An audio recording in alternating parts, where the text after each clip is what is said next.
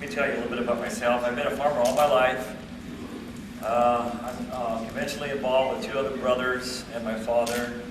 Large-scale composting, large-scale tomato transplanting. We grow all our processed tomato transplants. We grow fresh market tomatoes. We grow melons. We grow alfalfa. We grow grain, and sometimes we grow cotton. And so, some time ago, Pete asked me to come up here and talk to this event. I said, I'm involved with Sustainable Cotton Project. I'm involved with CCOF. I'm involved with Slow Food Madeira. So I've been able to be involved in working with a lot of different situations. And so I says, you know what? I think this will teach me a lot because I know nothing about SARE. And being up here in this little cubicle, I feel like I'm on my combine last night, on my John Deere 40 combine, harvesting my Milo. So I'm in control. I'm going to harvest all of you. Okay, this first question, it kind of like really confuses me in a way because I went to my local food system, which is Fireball Farmer Market, on Thursday, and I'm only like the only organic farmer in Fireball. There's a few other people grow, and so I went down there this last spring, taking some vegetables and this beautiful radishes and everything else, and I'm going to a Hispanic farmer's market. So I had one of my interns there selling, and I was there too. We ended up selling $15 worth of produce. So that's some of the challenges I have in my regional food system. What I have to understand the cultural changes and what's going on a local system, because Fireball is about 90% Hispanic. So I have to do my research and try to understand what they want to buy. So that's a real challenge for me. Regional, and to try to get everything to be produced locally is challenging. Fireball is known as the melon capital of the world. 200,000 melon boxes in the summertime a day goes through the city. The town smells like melons. And I'm only going to produce on a small scale for my local system, CSA, maybe 1,000 melons individuals. So it's really a big challenge. Okay, we need to keep this cost competitive based on this first question, and to educate people about carbon footprints and the benefits of proper food nutrition. I think there's a market there, and that's a big advantage. And I'm going to run through this really quick, because I really want to get into the question and answer. I think I can relate better on that. In our local and regional consumption and production trends in our local area, we have Tomatech is a tomato processor. So between smelling melons and smelling tomatoes most of the time is what we get to enjoy during summer. And it's just a very basic Hispanic community. Tomatoes, sweet corn from Mendota, melons is somewhat beans, cotton, alfalfa. We're getting a little more specialty crops, pomegranates. Almonds are very big in our area. The changing dynamics of water is really becoming a real crucial factor.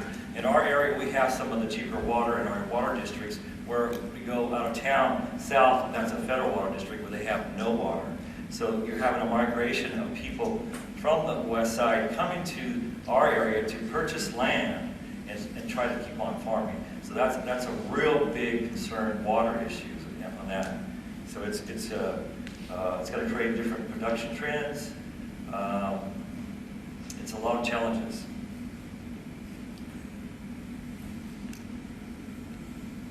Okay, your number 3 question. I think this question here is to take time to visit small communities, get some dirt on your shoes, get your hand dirty, and get out there and see what these really small communities are all about. I mean, and visit with these farmers on a one-to-one basis. I mean, get out there and see what's really the reality of it all. it's so diverse, one from a Fireball community to a Dos Bellas community to a Los Banas community. It's changing all the time. These production changes on commodity prices changes the whole complexity of what we're going to grow each year and how we change what we need to do. So we're always changing. And I think this organization, what I've saw today, is also changing. And I think that's the key. I don't write nothing down on my books anymore, what I did, because it's always changing. I keep it in my mind, put it on a computer, but everything's always changing. I think you got to be really versatile about what you want to go after and be able to adapt and adjust on a constant basis. Okay, a number 4 question. I think we need to educate the kids. They're our future consumers, and start very young. The younger classes, teach them about what good food is and how it's produced, where it comes from, and have choices available for them. I think you see, I've been into some meetings with Slow Food in Fresno trying to involve local producers to get into the school systems. Fresno has 86,000 meals a day. If you can get some farmers to get into that market direct, it doesn't have to travel up and down this road. It can be closer proximity. Those are some of the challenges I think that could be accomplished. But it's in that meeting, it's like, well, we only deal with one person. So how do you change that, dealing with one person, that you change to deal with lots of people? I think it's important that we get good, healthy food to young generations and young people, because it makes them more healthy, more attentive, and they will produce more in their knowledge and learning capabilities. Get these public schools involved. I've tried to work with private and public schools on garden projects. The problem is, most of the teachers don't live in the community. They don't have time to do the work. So you got to get some role model person. I don't have time. But you got to get someone in the community to start a garden. I started a project in Fireball. These kids loved it. They enjoyed growing strawberries. They enjoyed growing tomatoes. They felt good about what they did. They felt good about tasting them, eating them. And it built confidence. And then they're going to tell someone else about this. And so my nephew Kirk, going to San Joaquin Memorial, they're starting a garden project. They're connecting with McLean that has a project and has a coordinator to help them. Start these schools and educate this younger generation. Get into the colleges. And we really need to educate the teachers. I don't have time. Well, they need to make time. It's important. So they need to connect with youth about food and everything. Okay, number 5. If you got $1 million. Everybody wants $1 million. What do you do with it? Well, you guys are already doing it. You're already thinking. I have such a good feeling being around this group today. You guys are thinkers. You're movers and shakers. And it's a wide variety of people. I know several people in this room. And it comes from all different angles. And that's what we need to have. All types of input. And everybody coming out with a good common goal. But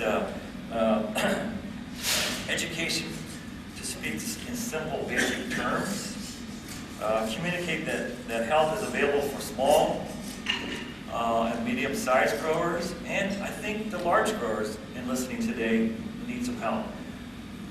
In our large conventional operation, we started composting 20 years ago, and our neighbors looked at us, what the hell do you do?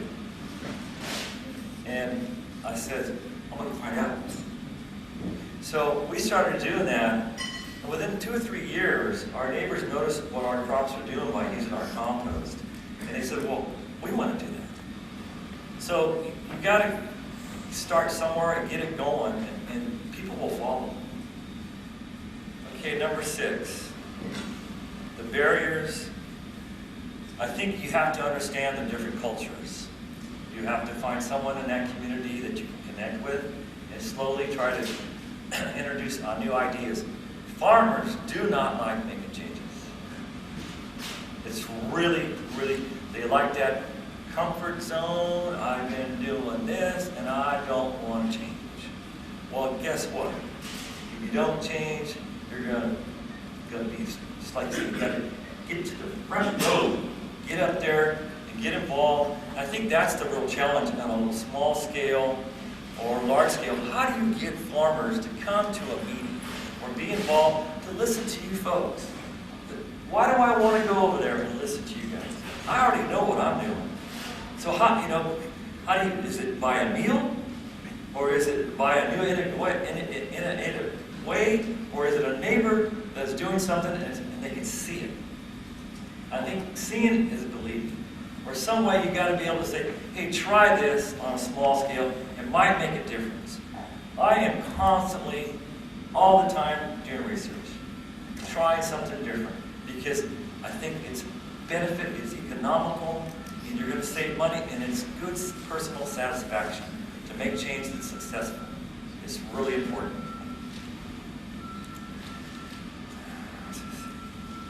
Thank you so much.